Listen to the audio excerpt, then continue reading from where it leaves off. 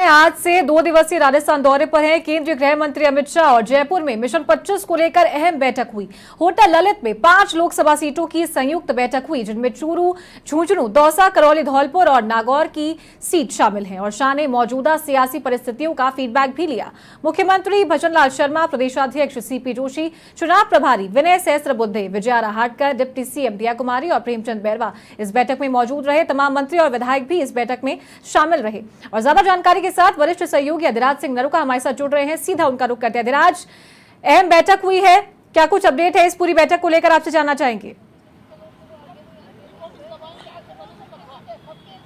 देखिए चारू, आज बीजेपी के प्रमुख नेताओं में तौर पर पूर्व राष्ट्रीय अध्यक्ष और चाणक्य कहे जाने वाले अमित शाह 2 दिवसीय राजस्थान के प्रवास पर हैं और आज उन्होंने उन लोकसभा सीटों की मीटिंग ली है जो कहीं ना कहीं टफ मानी जा रही है, जो काफी कह सकते हैं कि वहां पर सीधा मुकाबला है और वो कहीं ना कहीं फंसी हुई सीटें हैं। उनकी लोकसभा के लिहाजे से आज जो कोर कमेटियां बनी हुई है उनकी एक जॉइंट मीटिंग ली है, जिसमें चूरू है, झुंझुनू है, दौसा है, नागौर है, करौली, धौलपुर है। एक जॉइंट संयुक्त कह सकते हैं कि मीटिंग ली है और सीधे तौर पर मौजूदा सियासी परिस्थितियों का फीडबैक लिया है और क्या अब तक सर्वे में रिपोर्ट इन 5 सीटों की आई वो तमाम प्रदेश के नेताओं के सामने उन्होंने शेयर किया। वहां के जो स्थानीय लीडर्स हैं उनके सामने रखी कि अभी पार्टी की वहां पर क्या स्थिति है, क्योंकि डे बाय डे बीजेपी अपने स्तर पर सर्वे करवाती है कि अभी पार्टी की वहां पर क्या स्थिति है और वो रिपोर्ट अमित शाह प्रदेश के जो नेता हैं और इन कोर कमेटी के उन जिलों के जो जनप्रतिनिधि हैं और संगठन के लोग हैं उनके साथ उन्होंने चर्चा की कि अभी क्या स्थिति और किस तरीके से उनको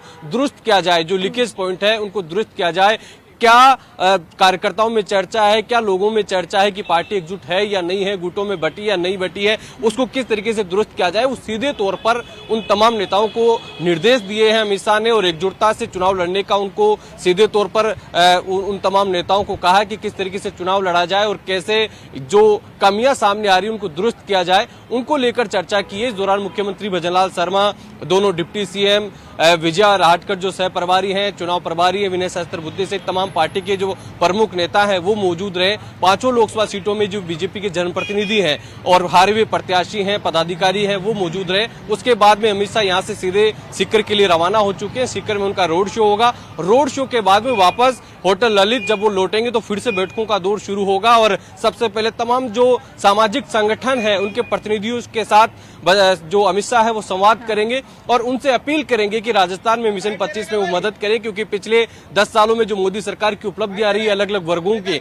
उनको लेकर वो जिक्र करेंगे। और उसके बाद में फिर प्रदेश स्तरीय कोर कमेटी की मीटिंग होगी देर रात को और उसमें मौजूदा 25 सीटों पर मौजूदा स्थितियों को लेकर समीक्षा होगी और आगे चुनाव प्रचार की रणनीति पर चर्चा की जाएगी कि किस तरीके से आक्रामक चुनाव प्रचार होगा, वो कौन से मुद्दे होंगे जो जनता के बीच में लेकर बीजेपी जाएगी। एक तरफ मोदी सरकार की उपलब्धियां है, दूसरी राजस्थान सरकार की, और वो प्रमुख मुद्दे जो जनभावना से जुड़े हुए हैं उनको लेकर चुनावी मैदान में जाया जाएगा। कौन से नेताओं की डिमांड रहेगी, किस तरीके से सियासी जातीय तमाम समीकरणों को साधा जाए, उस पूरी रणनीति का एक खाका तैयार आज देर रात को प्रदेश स्तरीय कोर कमेटी में तय होगा और उसके बाद में चुनावी कैंपेन में एक आक्रामक तरीके से बीजेपी नजर आएगी। जी अधिराज, थोड़ा सा पहले चलकर इस बैठक से पहले, क्योंकि इस बैठक के अंदर इन मुद्दों पर चर्चा हुई थी जो सीट कमजोर है और उन पर किस तरीके से चुनावी रणनीति बनाई जाएगी और बनाई गई है।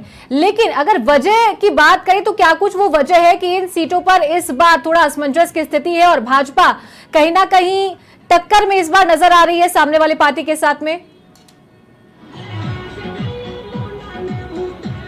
अगर मैं आपको एक एक सीट के बारे में बारीकी से समझाना चाहूं चारू, अगर शुरुआत दौसा से की जाए, दौसा ये जो पूर्वी राजस्थान का इलाका है, कांग्रेस यहाँ शुरू से मजबूत रही है। ये बात अलग है कि लोकसभा में बीजेपी चुनाव जीत रही है पिछले दोनों चुनाव से, लेकिन अगर पिछली बार जीत का मार्जिन देखा जाए तो महज 70,000 वोटों से बीजेपी ये चुनाव जीत पाई थी। लेकिन अब परिस्थितियां वहां पर बदल गई है। मौजूदा सांसद का वहां टिकट काटा गया है। किरोड़ी लाल मीणा की जो सियासत का तरीका है, हालांकि वो बड़े नेता है, लेकिन जसकौर मीणा जो मौजूदा सांसद हैं उनके और उनकी किरोड़ीलाल मीणा के बीच में जो अनबन है वो जग जाहिर है। उसको कैसे दुरुस्त किया जाए, कैसे उनको एकजुट किया जाए और कन्हैयालाल मीणा के लिए दोनों मुस्तैदी से साथ लगे, तो ये एक बड़ा कारण है कि एकजुटता का अभाव था। उनको एकजुट किया जाए। वो चुनौती भरी सीट रहती है करौली धौलपुर, वो भी चुनौती भरी सीट है। 2014 में जब मनोज राजौरिया के जीत का मार्जिन रहा था तो करीब 50,000 वोटों का रहा था।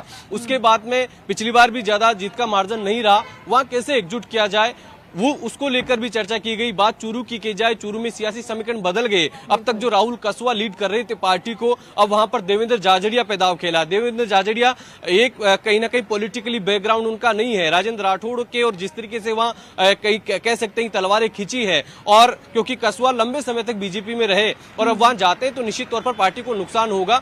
वहां कैसे एकजुट किया जाए। नागौर की बात की जाए तो नागौर में पिछली बार आरएलपी से गठबंधन था, हनुमान बेनीवाल की अपनी एक लोकप्रियता है। अब हनुमान बेनीवाल कांग्रेस के साथ है, तो कैसी रणनीति अपनाया जाए, किस तरीके से टारगेट किया जाए, ये वो सीटें हैं। इस लिहाजे से अमित शाह ने इनको खासतौर पर अपनी उसमें रखा है कि किस तरीके से इस पर फोकस किया जाए। अमित शाह इन सीटों पर लगातार खुद अपने स्तर पर फीडबैक ले रहे हैं और आज भी फीडबैक लिया है कि अब किस रणनीति पर वहां पर काम करना है, किस तरीके से जो नेता हैं उनको वहां पर जिम्मेदारी दी जाए जिससे आबो हवा बदली जाए। तो ये पूरा खाका तैयार आज इस बैठक में किया गया है, जो आगामी दिनों में देखने को मिलेगा। जी ठीक है, बहुत शुक्रिया आपका अधिराज इस तमाम जानकारी के लिए। तो ये थे हमारे वरिष्ठ सहयोगी अधिराज सिंह नरूका, लाइव हमारे साथ जुड़े थे और जानकारी उन्होंने बताई है कि क्या कुछ वो वजह रही है जिसके पीछे आज अमित शाह 2 दिवसीय राजस्थान दौरे पर आए हैं और इन 5 लोकसभा सीटों को लेकर चर्चा की गई है।